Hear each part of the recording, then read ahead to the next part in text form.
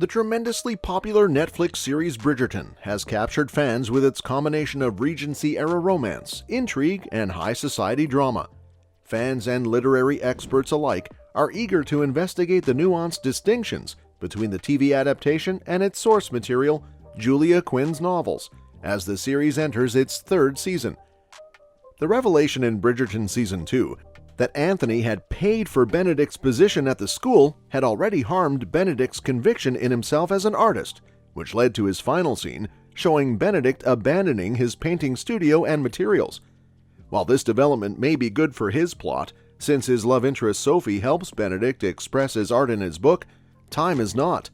With Colin's narrative assuming primacy and implying a possible time leap, as in the novel, Benedict's involvement in it will have to be completely rewritten, since he was already married to Sophie and assisting his love-seeking siblings in romancing Mr. Bridgerton. Similarly, Penelope and Eloise's fight following Eloise's discovery of her friend being behind Lady Whistledown's pamphlets leaves the two at odds. While Eloise was also less present in Penelope's life in romancing Mr. Bridgerton, since she was writing secret letters to Sir Philip, she wasn't furious with her to the point of not wanting to have anything to do with Penelope. The reason behind their fight might even make Eloise more vehemently opposed to Penelope and Colin's courtship, not out of fear of being left alone like in the books, but because of what she viewed as Penelope's betrayal. However, the absence of Phoebe Dynevor's Daphne from Bridgerton Season 3 may have contributed to the disparities between the adaptation and romancing Mr. Bridgerton. Although she is no longer prominent in the tale after The Duke and I, Daphne frequently comes to support her siblings and impart wisdom, and Colin himself seeks her counsel on how to tell if you love someone or not in the fourth Bridgerton novel. Her unlikely comeback as Daphne may allow Bridgerton to focus on other people whose tales have previously been overlooked, such as Francesca, who may also end up assisting Colin along the road. Furthermore, the character depictions are essential components of any adaptation, acting as conduits for conveying the core of a story. Season 3 is no exception, with the introduction of new characters and the possible reshaping of current ones. While the novels methodically establish a broad canvas for character development, the television series may choose to emphasize certain features or connections, molding the viewer's perspective and emotional engagement with these individuals. The translation from the pages of a book to the screen is a complex process that often entails storyline changes to accommodate television's episodic nature. Subplots change shape. Some grow to fill the visual narrative space, while others condense to fit within the screen time limits. In addition, whole new tales may emerge, adding layers to the narrative tapestry. Examining these changes gives insight into the creative freedoms enjoyed by the show's producers. It calls into question the series' fidelity to the author's original vision and raises the question of whether these variations enrich or detract from the overall storyline. The inclusion of new characters in Season 3 creates an intriguing dynamic as the series ventures outside the constraints of Julia Quinn's novels. These individuals are not simply fillers, but crucial components in the developing fabric of Bridgerton's universe. As the series progresses, the emphasis put on specific features or connections in comparison to the original material becomes a prism through which to evaluate the producer's creative decisions.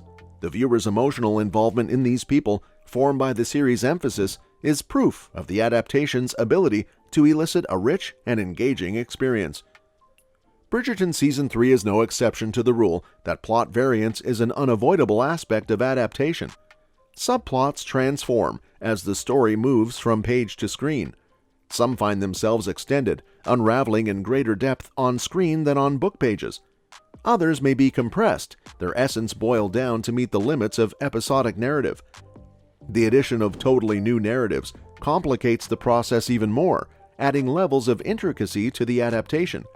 A detailed examination of these alterations can provide insights into the creative decisions made by the show's creators.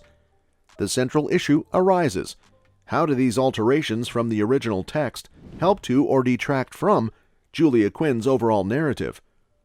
In summary, the progression of characters and plot lines in Bridgerton Season 3 exemplifies the delicate balance between fidelity to the source material and the need for adaptation.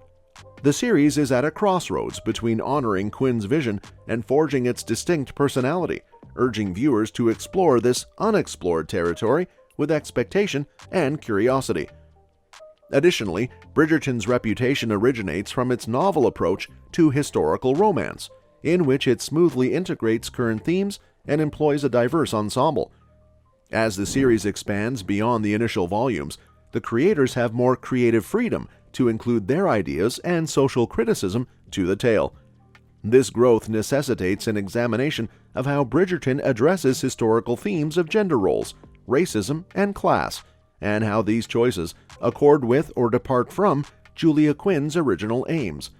Examining these topics gives vital insights into the series' evolution from a traditional period piece to a socially conscious tale that reflects and deals with modern issues. The show's dedication to inclusion is most evident in its depiction of gender interactions, racial diversity, and class inequalities in a historical context. Bridgerton separates itself from standard period plays by intelligently addressing these challenges, prompting a critical study of cultural conventions. When these decisions are contrasted with Quinn's initial aims, it becomes clear how far the series pushes limits and defies historical traditions while keeping a careful balance to achieve authenticity and resonance.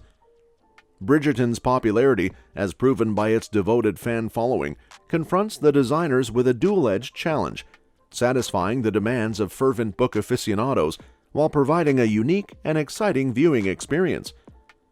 Deviations from the source material become a focal point of audience reaction, defining the series' overall reception. Analyzing fan reactions gives insight into the delicate balance between faithfulness to the novels and the need for adaptation. Positive replies may indicate admiration for the series' capacity to surprise and innovate, while negative feedback may indicate areas where the program deviates too much from the cherished original material. Bridgerton, in essence, is at the crossroads between audience expectations and creative inquiry. The careful balance of being authentic to the source material while including new components influences not just its reception, but also its character as a cultural phenomenon. The assessment of audience reactions becomes a key tool in understanding how Bridgerton navigates the obstacles of adaptation while preserving its place as an innovative and cherished piece of current television as the series evolves. However, as filming for Bridgerton Season 3 begins, fans can look forward to the developing relationship between Penelope Featherington and Colin Bridgerton, a departure from Julia Quinn's Romancing Mr. Bridgerton. Given the varied reactions to Season 2, in which Kate and Anthony's romance veered from the Viscount Who Loved Me, the series is forging its course while retaining existing characters. Season 3 will focus on Penelope and Colin's travels, with their love story taking the stage. The Netflix synopsis teases dramatic surprises, including Penelope overhearing Colin's disparaging remark in the Season 2 finale. While the novels serve as the foundation for this scenario, the series takes creative license, retaining the friends-to-lovers cliché while adding unexpected twists. Penelope is keen to find a partner who respects her independence and her job as Lady Whistledown in the aftermath of her grief. This narrative change places Penelope in a position to traverse the 19th century marriage market with a concentration on professional endeavors, matching the experiences of Daphne and Edwina in prior seasons. The summary boosts hopes for the investigation of Penelope's connection with Eloise Bridgerton, which has generated stress at times owing to Penelope's devotion to Whistledown. Season 3 is intended to explore their dynamic, making their friendship as important as Penelope's romance with Colin. Eloise's unexpected connection offers a fascinating undercurrent, leaving viewers wondering who her strange partner is. Colin recognizes he is losing a long-standing friend as Penelope seeks suitors for independence and offers help to increase her confidence to attract a proposal. This departure from Romancing Mr. Bridgerton deepens their bond, recalling Daphne and Simon's early arrangement in Season 1. While Colin's teachings may be familiar, the characters' distinct viewpoints and motivations set their love story apart. A deviation from the source material, Season 3 presents an unforeseen twist in which Colin wrestles with the notion that his feelings for Penelope are not completely platonic. Bridgerton's creative choices offer an intriguing and unique take on Penelope and Colin's ongoing relationship, mixing romance and personal growth in an enthralling way. As Bridgerton Season 3 unfolds, the divergence from Julia Quinn's books sparks intrigue. How will the series redefine the beloved narrative, and what surprises await in this unique adaptation?